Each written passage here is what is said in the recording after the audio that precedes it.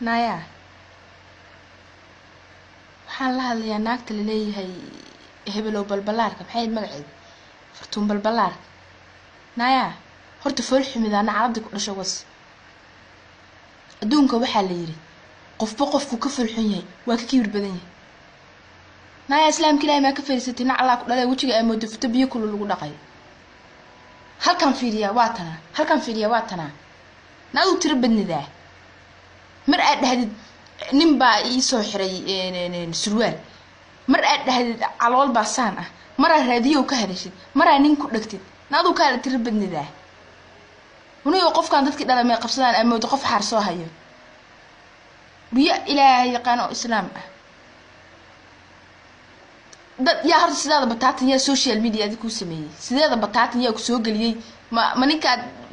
dhahaysa surwaal buleynaa ninka surwaalkiisa maxaa ku xiray hebelow toob jareertaan iyo xamar yaa ka qabsada na dadkii dhalay orda aada maxay waxaan wasaqda dhashay na idin ka seexano علشان الناسان إسسارنا الإسلام كلا كقرصو دبنا مراسنا مود كرشبي أعوذ بالله والقف فرح ما ينا كوكس الإسلام كلا كنصو أعوذ بالله من الشيطان الرجيم بس لا قروح بدن هذا هذا ملك سويسا